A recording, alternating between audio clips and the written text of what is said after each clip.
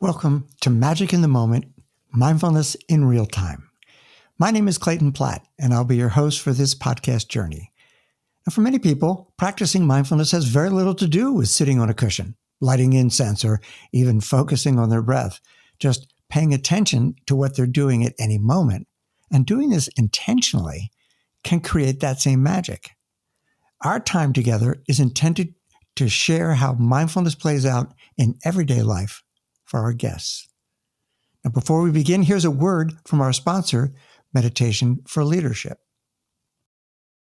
We all feel it, the pressure to keep up, to perform, to push through. But lasting success doesn't come from speeding up. It comes from slowing down, leaning in, and creating the space to lead from within. That space is where we shift from autopilot to intention, building mindful habits that strengthen focus and calm. It's where we stay connected to our values and purpose, choosing to respond instead of react.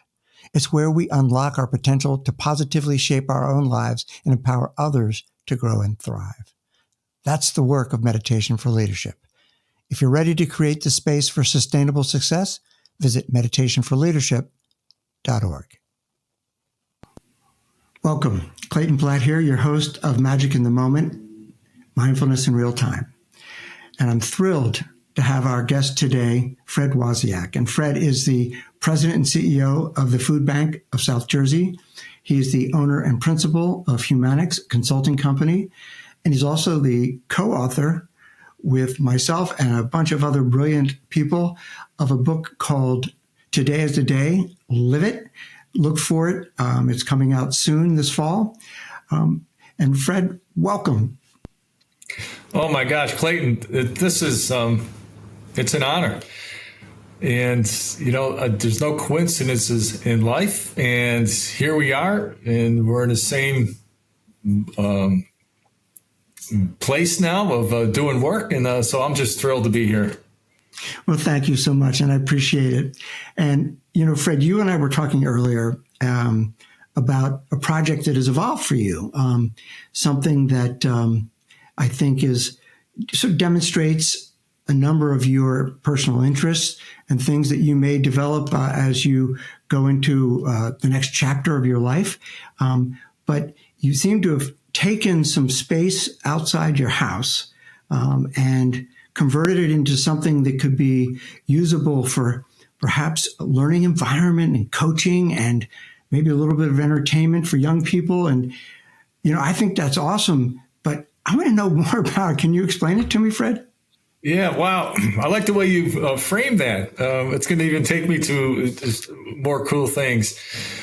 Yeah, as I've become blessed as being a grandparent. My wife and I were grandparents to 3 wonderful grandchildren. Now, whose grandchildren are never wonderful to their grandparents? Twin girls that are 2, and my grandson is 4. And they live in Oregon. And, my children have grown up. I've retired from the YMCA, and half of my 27-year career was at YMCA camps. And so my, children have a fond joy of just being in the outdoors. But they're too far, Clayton. They live in Portland, Oregon. And we're here in Jersey, in the Pine Barrens, a beautiful area. But, when they visit twice a year, or I'll go out there, we have just a big, beautiful backyard here in the Pine Barrens. And I've created trails. And having built things out in the woods for camps, I kind of built this fun climbing walls, adventure course. And so as my grandchildren getting older, anytime we go outside, I made them little hiking sticks. And there's also a state park across the road from me. I always call, let's go outside. Let's go find let's have a big adventure. And when your grandchildren are, palm of your hand and just walking on a trail and kicking sticks or looking at a leaf or spiders, bugs, it's a big adventure. And so about a year and a half ago, my granddaughters were just born, and, my grandson was, 2.5. And I said, you know what? I don't see them that often. I started a YouTube channel called Outdoors with Papa. Now, my children have called me Papa their whole lives, and all three of them, when they got to 12 years old, they didn't want to call me Papa anymore, but that all worked out because all their friends call me Papa now. So my grandchildren, I got them to say Papa, and it stuck. And so I created this YouTube channel for them called Outdoors with Papa. But it has evolved, and it's evolved to, as I'm officially Medicare, and as retirement from the food bank is just before me, this has been just a fun venture. So, my grandchildren watch me on television, and when my daughter sends me videos of them watching me on a big screen, oh my gosh, I'm their hero. Like, look at Papa, he's a big deal. And so it's evolved to how grandparents can find projects. Someone that may be going into retirement, what is fun things to do in the outdoors? Because as we'll talk later, I hope, the outdoors has been a big part of my life and everything that it brings to you. And so to have my grandchildren now partake in the big adventures on a simple trail, a simple activity, it is so much fun. It brings so much joy to me. But to know that they can watch me anytime on the big screen, Outdoors with Papa, it's pretty cool. So, yeah, thank you for bringing that up. That's a lot of fun for me. Well, I love that. And I'm going to express a little mudita. And I think you may know what mudita is. Folks listening may not, but that is it's sympathetic joy, right? From the Buddhist term. And it is a much more, I think, positive frame than jealousy or envy, because I have 3 married children and no grandchildren. So I celebrate your joy in being able to entertain, even though they're in Oregon and you're in Jersey. I think that's awesome. I also am going to take a hint from this, because I raised my kids doing imitations of Sesame Street with different puppets. And when they were in their teens, they did ask me to stop. So Clayton, they're going to want it back. They're going to want those back. And once you're blessed with the grandchildren, all that's going to come back, and they're going to love it. I think they may be watching Outdoors with Papa. But this does kind of bring me to a sense of when you and I connected, it came basically through Meditation for Leadership. So I've been involved with Meditation for Leadership for about 5 years. It's a wonderful. It's in fact a sponsor of this podcast, and I'm very grateful for that. But bringing mindfulness, the mindfulness elements of good leadership to organizations is devoutly to be wished. And I know that you are a board member now, and they're very grateful for that. But your coming to them and joining the board is not accidental, because you've been exhibiting all of the elements of mindful leadership for quite a while. So I'm interested in, how did that journey start for you? What was the introduction, and how has it kind of woven into your life, as a leader of organizations, your love of the outdoors, and parenting and grandparenting? Yeah, wow, that's deep thought there. And it's interesting. My daughter, who has my grandchildren, she's a school counselor. Now she's full-time mom, but school counselor. And actually all 3 of my children, adult children, are school counselors. So, it's just been a blessing of their path. But when she was school counseling in Massachusetts, she ended up getting her master's certificate in mindfulness from Lesley College. And what a journey that, just watching her be part of that. And then she was a yoga instructor, Reiki 2-level trained, which part of, my epiphanical moments was when she would come visit from Massachusetts to perform, the Reiki. And that's pretty cool. So I encourage someone to, have that experience. But what was neat about her mindfulness experience is relating this to me. And just around that time, I was early 2013, 14, when I started Humanics Consulting, retiring from the YMCA. I was intrigued because that became a part of, wow, as I'm working with nonprofits, working with leaders, executive coaching, this mindfulness thing is what an avenue for leadership. And then my wife, she's retired now from education, but her school district sent 12 of them to get level 2 certification in mindful schools, and which I don't know, I don't believe they don't exist anymore. So all of this was intriguing to me. And so as I started to, my daughter's really been my inspiration for this, and getting certifications. And then I was working with a company through Humanics, and I was able to get more training through Search Inside Yourself, through a potential project. And what all came together, Clayton, to answer your question in a long way, is I've been journaling since high school. That's a mindful practice, right? And so that, like, wow, I've been doing this. And also my love for the outdoors. I grew up in Niagara Falls, 4 brothers, small home, parents, hardworking, didn't have a college education. And so anytime I give it a chance to go visit my grandparents who lived in the country south of Buffalo, couple acres. My granddad, he had trails in the fields. My grandma had gardens and trees, and it was just such a joy to have peace and quiet, big barn. And so moving forward, I always wanted to have trails for my children, my grandchildren. And so, I have that, but the love of nature. And we were blessed at a certain point. I think I was a junior in high school.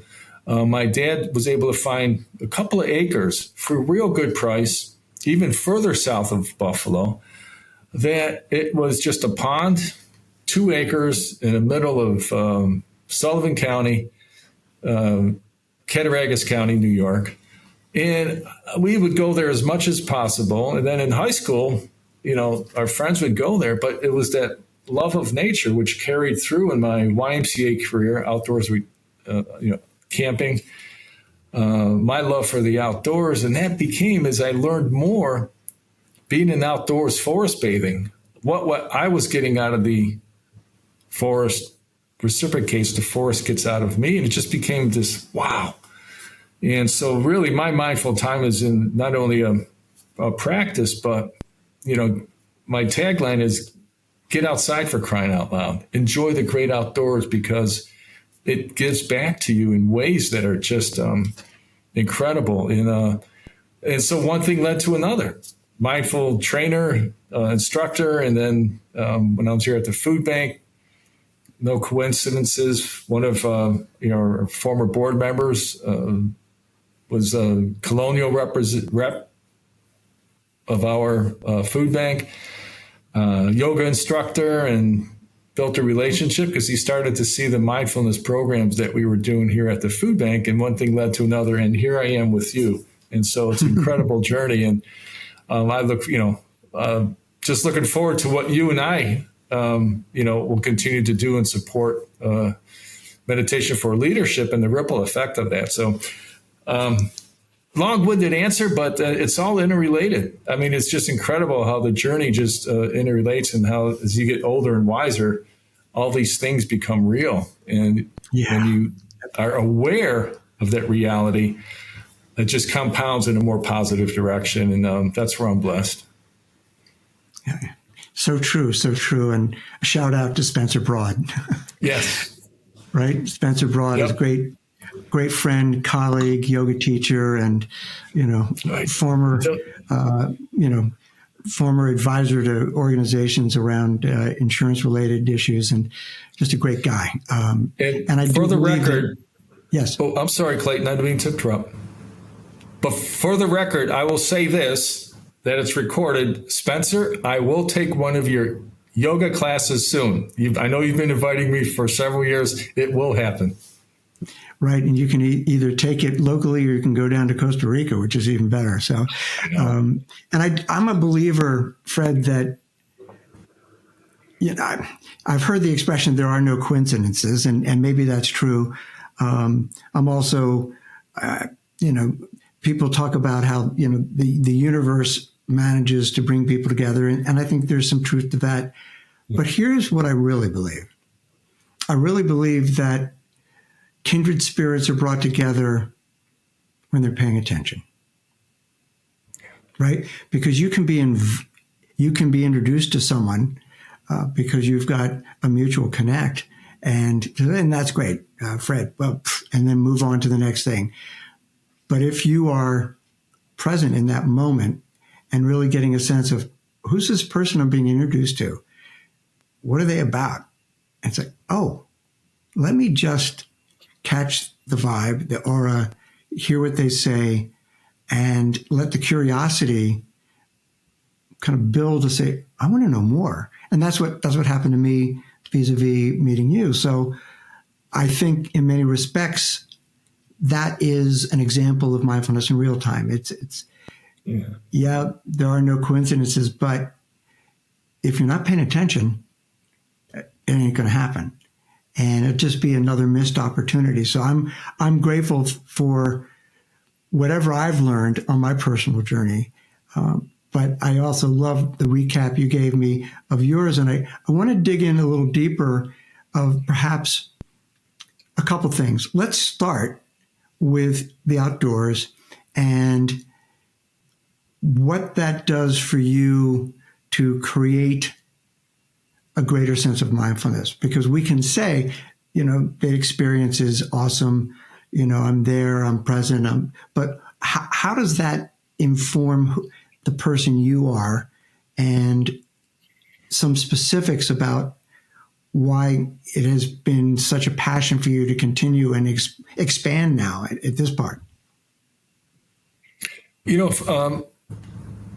Realizing, again, the journey, and then doing a lot of reading around forest bathing, and really gave me perspective of, again, that reciprocation, if that's the word, of me being in a forest, because the trees get the same energy from you as you would retrieve from trees or other, floral and all that.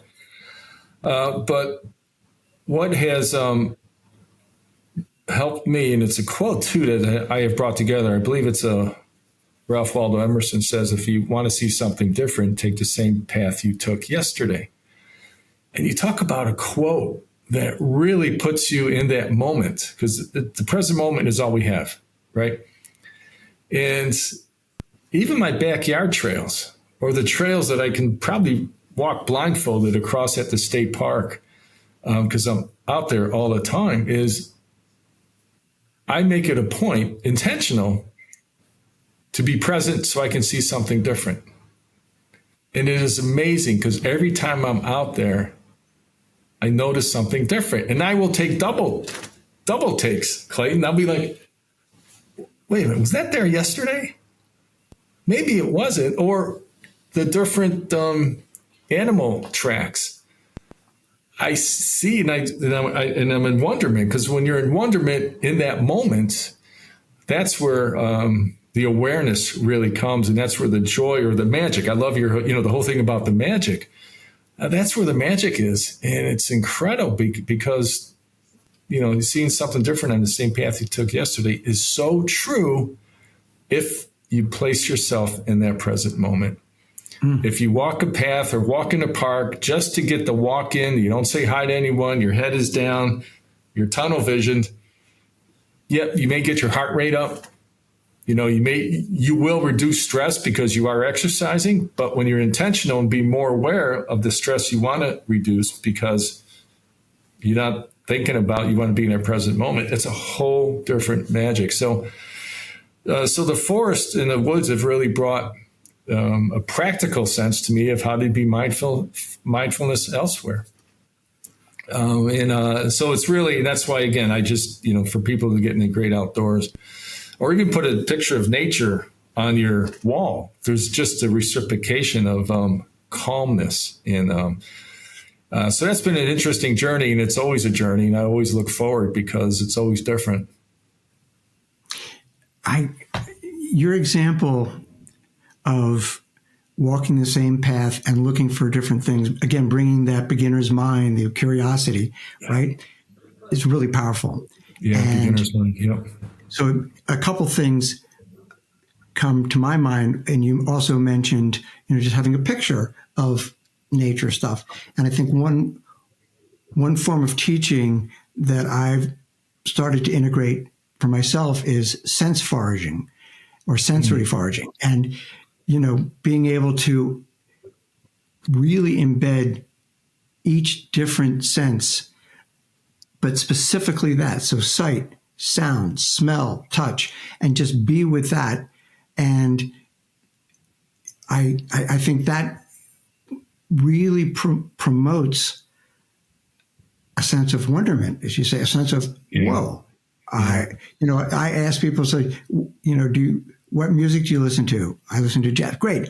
So go find your favorite piece of jazz and listen to a different instrument this time, right? Yes. And just see. So I think that's a great tip. Now, I want to take that image of Fred on the path, right, and being curious, and bring him into the workplace. Mm.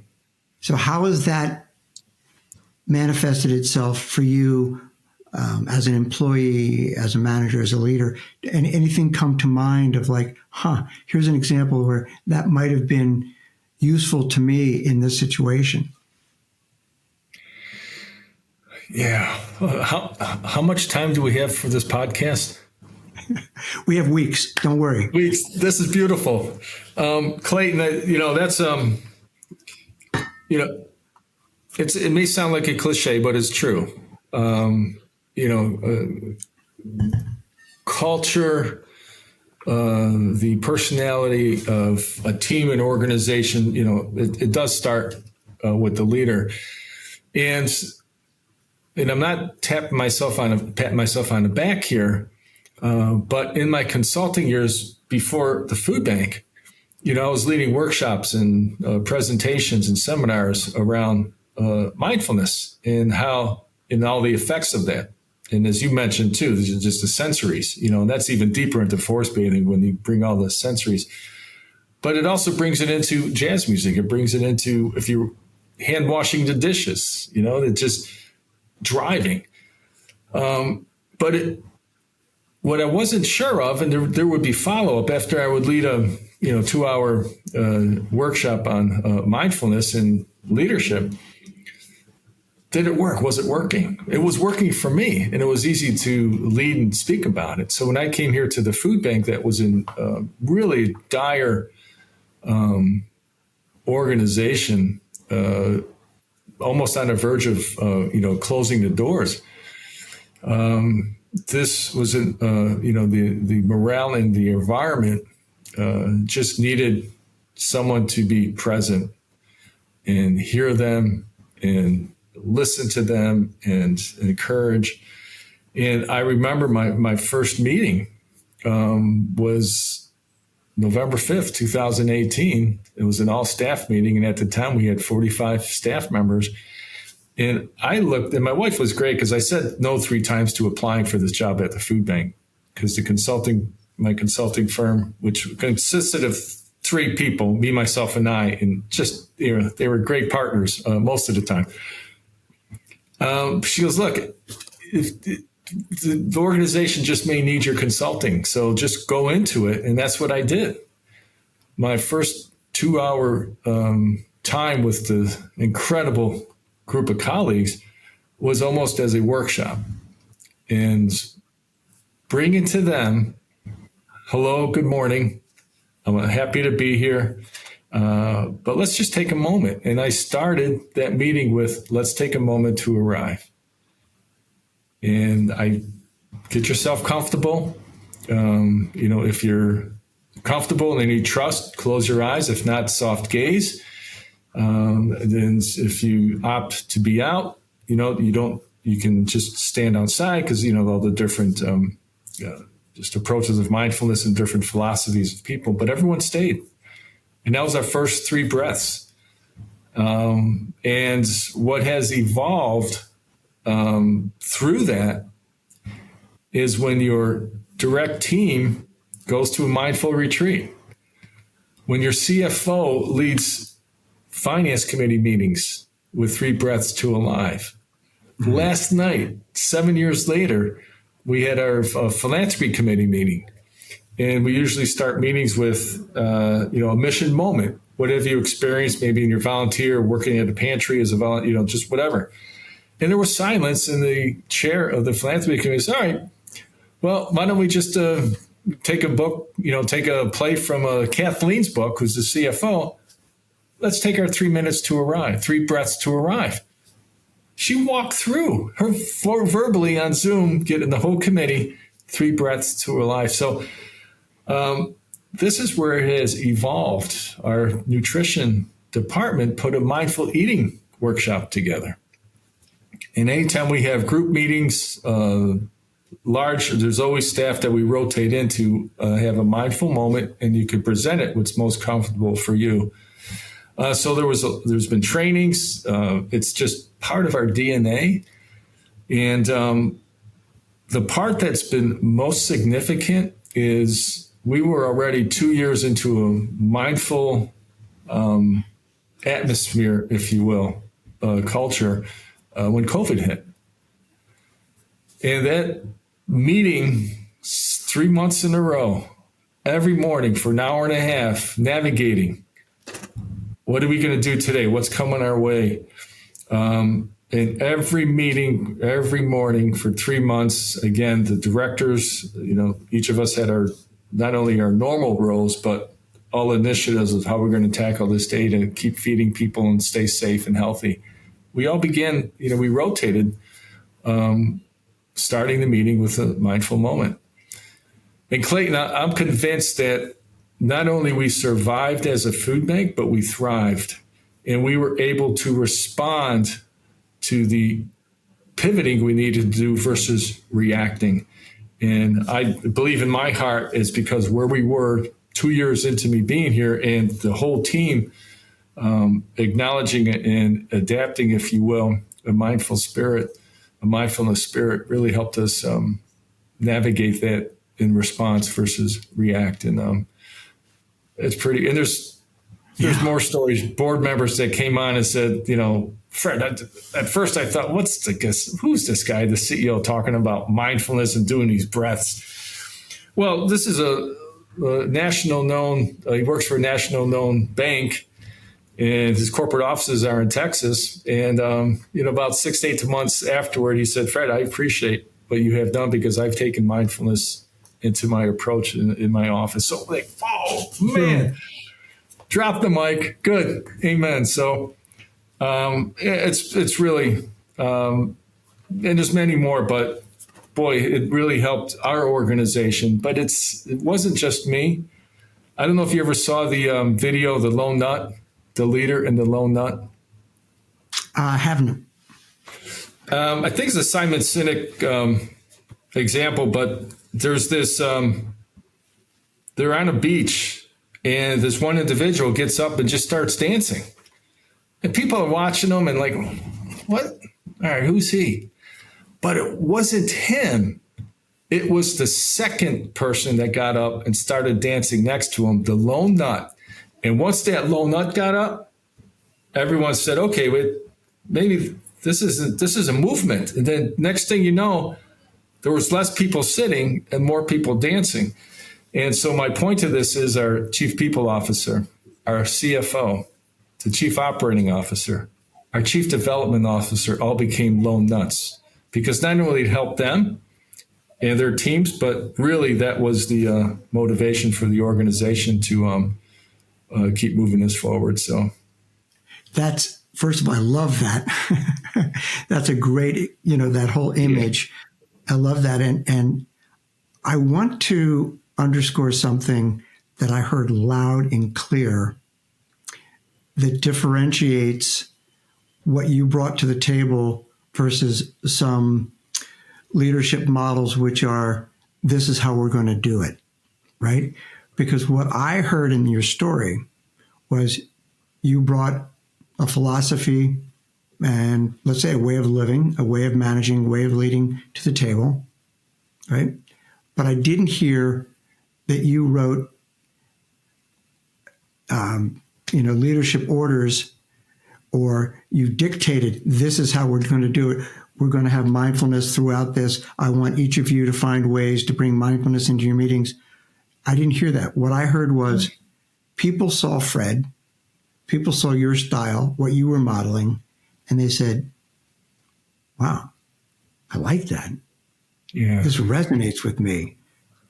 And if it resonates with me coming off of Fred, I think the people that I work with will feel that same kind of ripple effect. And to me, that's brilliant, because forcing things down from the top rarely ends up being a successful journey in the long run. It may have some immediate effect, but people have to buy in. And that's what I'm seeing. People were buying in on their own volition, seeing it play out in real time, and want to think, I need more of that. Your board member going back to the bank in Texas, right? Is like, I'm stealing this from Fred. I'm bringing this down home. And that's watching things happen in real time and wanting to duplicate that success based on what you've seen, rather than being told this is what, rather than the should, right? Yeah. We don't need life to should on us, right? We need to have the desire. I want that. So cool. Can I expand upon that? Please, I wish you would. Yeah. So after that moment, and it was a hurting group here. And I just went into a workshop mode of how using neurological transmitters, our the brain and all of those plasticity of the brain. And so the next thing I did is I told them, thank you for welcoming me, and I just want to let you know you are the food bank, because they were just trampled on. Everything you just mentioned was the opposite of what was happening here, Clayton. And so it was a team of passionate people that just needed someone to be present and recognize who they were and their passion for this work that we do in the food insecurity mission. I said, you are the food bank of South Jersey. It's not this building. Clayton, everyone, the 45 people started clapping. I didn't know what to do with that. And that was like, wow. So I took a breath. But then I did what I usually did in workshop is I asked two questions for them. What are you most proud of? And what is one thing great thing that happened to you? What are you most proud of the food bank? And what is one wonderful thing that happened to you since January 2018? And then I just randomly, I said, go pick a partner and take a pencil and paper. They wrote down their answers, and I sent them to find a partner. And then I gave them 2 minutes apiece to share their answer. What are they most proud of their role, and what was the best thing that happened to them since January 2018? And the decibels started going up. Now you can't get them quiet, but now they're engaging. And this is the part to expand upon your insight here, is I had them turn around back to back. No talking. And I asked them to write down on the other side of their index card, what is one thing you remembered about the individual story? They're jotting notes. I said, no, don't turn around. You can't talk. And then when I finished, I said, all right, what was your partner? What were they wearing? And 100% of the time I've done this, Clayton, is like, oh, wow, like what kind of question is this? And they took time to write. Then I had them turn around. They got their voices. I said, see how you did. What did you remember from that story? And what did you remember about the wearing? And now the decibels go way up. Well, and I asked them, what is the purpose of this exercise? And they said, well, paying attention, listening, active listening, memorization. And I said, yeah, all those things are fine. I said, but the work we're doing and the work your colleagues that work right beside you, if you're not present in their presence, you're not going to hear fully of what they're telling you. And the phrase I used at that point was, being present in the presence of another is a present. It's a gift of kindness. And that then built into, we got into groups and said, what are you most proud of as a group? What is one thing we need to work on? And it became their, as I said, it's their food bank. And that really set the direction. We created neighborhoods, action steps all around their action steps. And to your point and your insight, Clayton, it wasn't me telling them what to do. They were telling me what they needed and what they can do. And then where do I support with the resources? And then the lone nuts, as I hired a great team of, the people around me, my direct reports, it just took it from there. And it was a beautiful thing, a magical thing to watch. But people are hungry to be heard. And when you're there in the present of them and truly being there, then it wasn't just me leading an exercise, going back to this office. And no, it just became, till this day, it's just, I'm going to miss them. I'm going to miss that in this community that this team has built. It's pretty cool.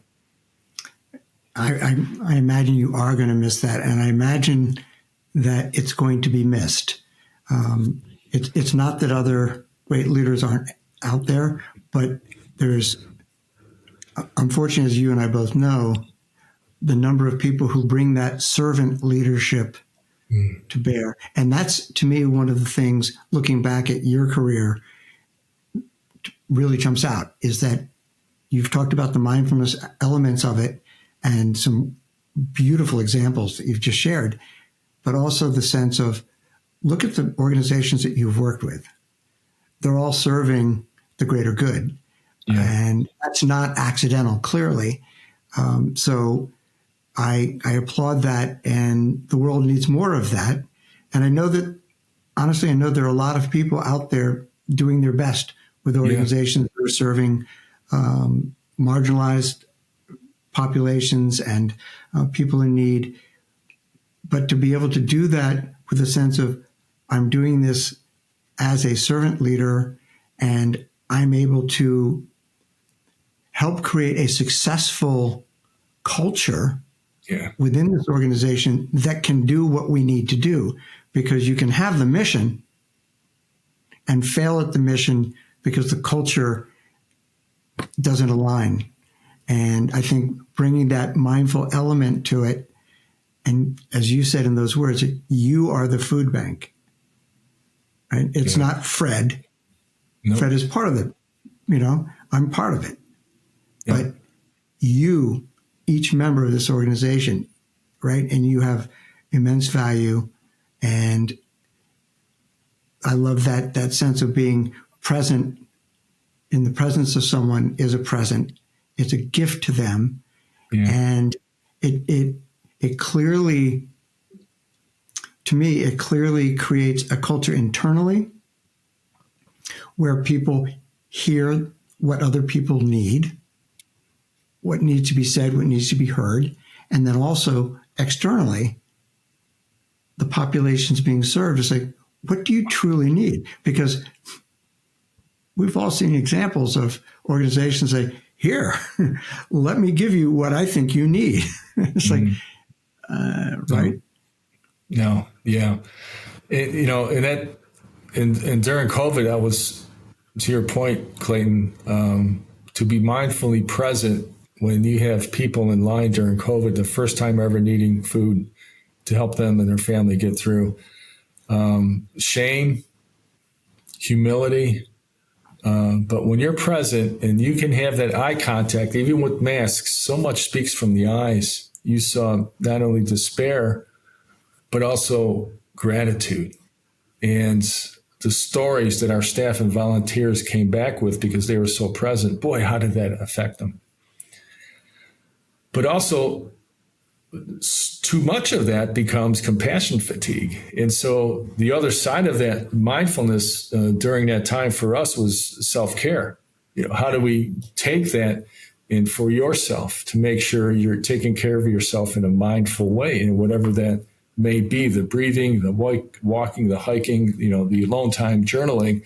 These were all those different aspects and tools to help our staff to stay mindfully present and healthy during that time. And it was really, I know books are being written about this, but, it helped our staff individually to be mindful of their care, their self-care, and to continue to do this work in a healthful way. Yeah, I think that's a recurring theme that I'm seeing more and more, and I've loved speaking on personally, dealing with, HR communities of big companies, and knowing how drained HR business partners are, and I reminding them that they need to put their mask on first. As the flight attendants remind us, it's like, Yep. You've got a lot of responsibilities, a lot of people depending on you, and that's organizationally. They're sort of, I would say, functional caregivers in a way, but then giving to individuals, to family members, to friends, to, again, marginalized populations. We can't deliver what is needed if our tank is empty. That's right. Right? So paying attention to that and being aware of the ways to refill the tank in basically, that is a manner of self-care that is overlooked a lot. And I think it sometimes the, next cowboy up culture says, just think of it, the expression man up. Okay, well, let's move away from that and say, hey, person up by taking care of yourself and treat yourself the way you would your best friend or, a family member. That's so true. And give some care, right? So I applaud that. I really do. Right. What, as you look at this next chapter for you, when you hang up the cleats at the food bank of South Jersey, do you see more of Outdoors with Papa, other things that may translate into? What is your sort of philosophy as you make this transition? Oh boy.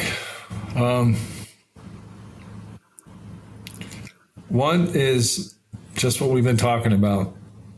Take a break. Take a rest. Have a mindful transition time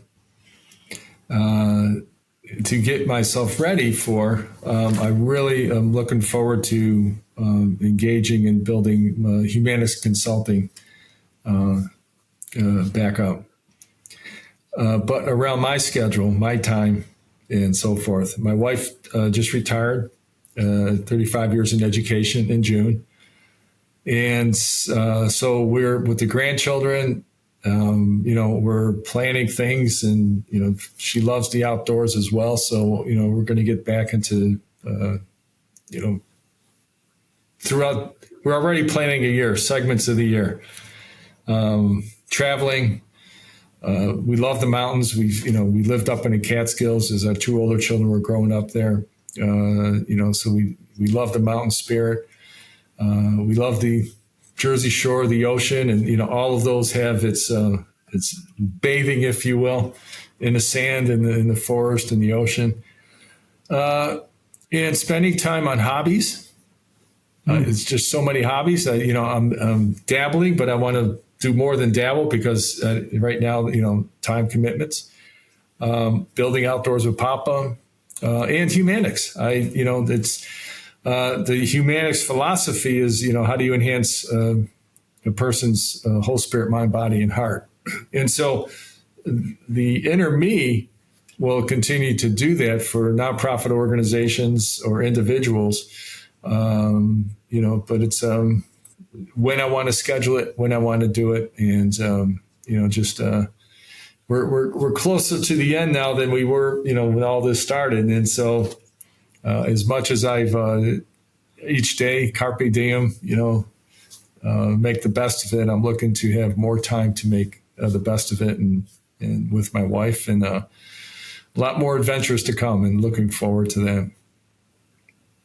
Yeah, I see that. I see the open-mindedness about what may come your way, but also I think there's true value in sort of saying, okay, here's some things that I know already, right? I want to work on Humanics, and I know I want to spend more time outdoors with my wife, right? But then just being open, as you said, different hobbies. What turns me on now? What didn't I recognize before? And to me, this is a great example of mindfulness in real time. You have been, to me, an exemplar of that.